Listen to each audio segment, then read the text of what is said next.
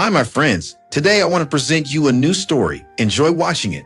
The rain slid down the office windows in long, exhausted streaks, and the fluorescent lights above buzzed with an anxious hum. I sat at my desk, my coffee lukewarm and bitter, just like the emails I had scrolled through all morning. Monday always carried its weight, but this one was different. Too quiet, too tense. My phone lit up with a calendar invite.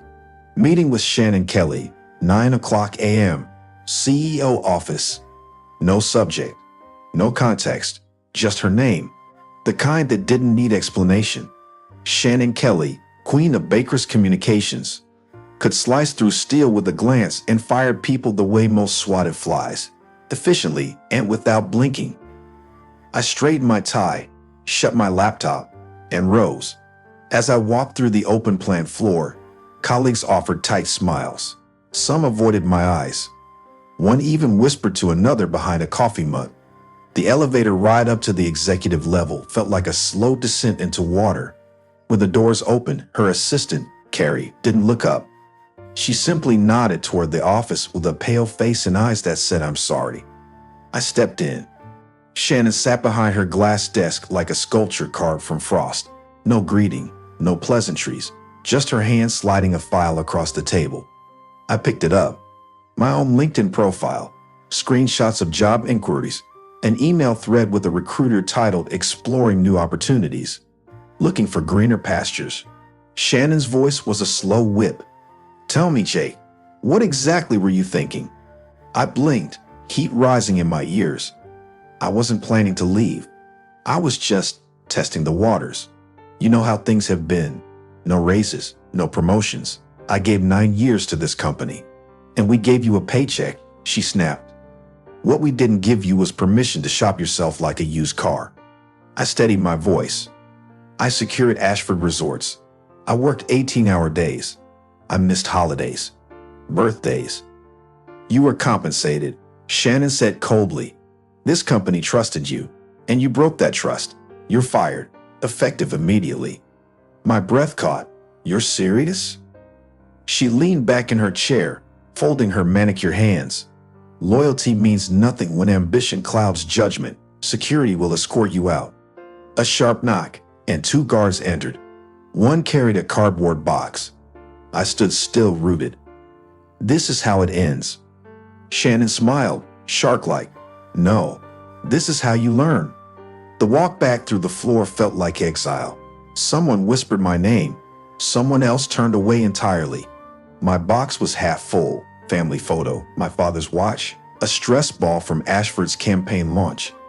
Everything felt like evidence of a life erased in minutes. As the elevator doors closed behind me, I didn't cry. I didn't shout. I simply whispered to myself, almost reverently, something's coming, and she won't see it. And for the first time in weeks, I smiled. The apartment walls were too quiet.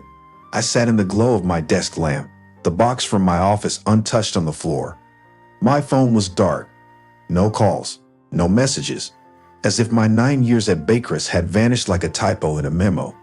I opened my laptop, not to scroll, to remember. I pulled up an old email, the first time I'd asked for a raise. It was polite, measured.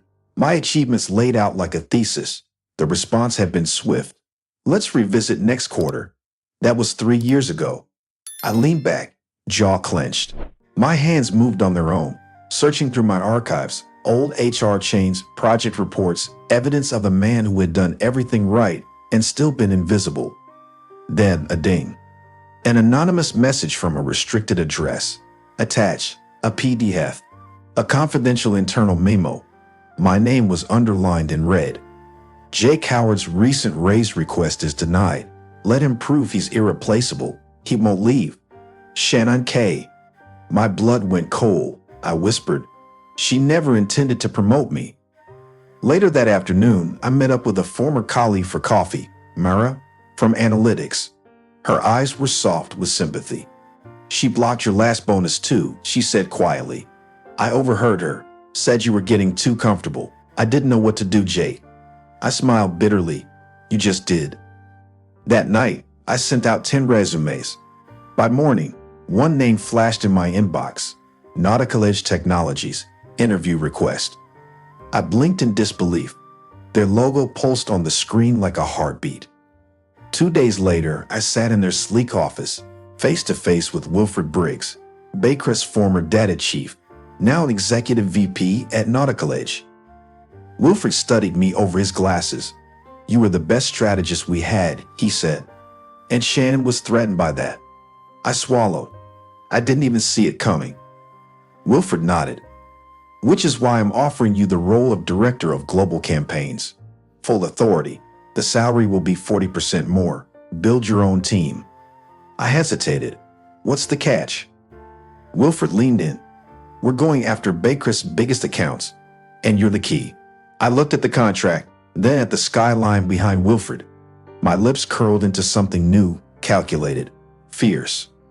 "This time," I said, "I write the rules." My first day at Nautical Edge Technologies didn't feel like a beginning. It felt like the start of a storm. I was ushered through a secure back entrance. Discretion was key. Baycrest Communications still held contracts with half the resort sector, but now I had the inside knowledge they feared most. In a strategy room lined with digital screens, Wilfred clicked through slides. Ashford Resorts, Glencove Properties, Marina Lux, all Baycrest clients. "All ripe for disruption," Wilfred said. "You brought them in. You know their pressure points." I scanned the names. Each was a memory. Late nights, cold coffee, hard-won trust. "I know how they think," I murmured, "and I know what Baycrest promised but never delivered." Within 3 weeks, I crafted a counter-campaign. Sleek, data-driven, and aggressive. I called it True Horizon. The goal? Win Ashford Resorts first. Take their jewel.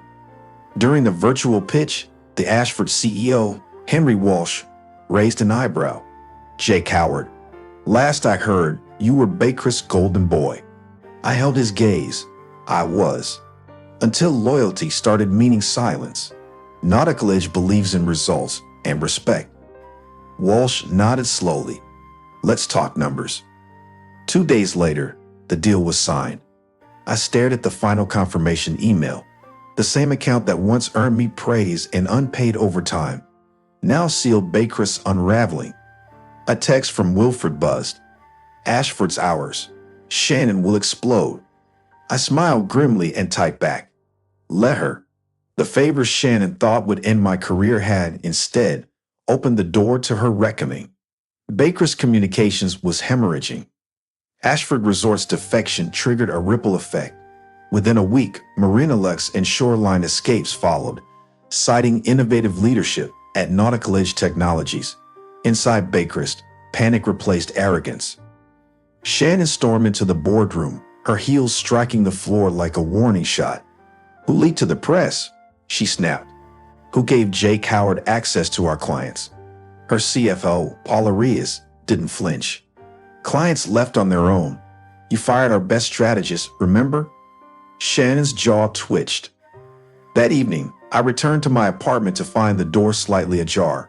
Nothing stolen, just touched. Drawers open, files rearranged. I called Wilfred.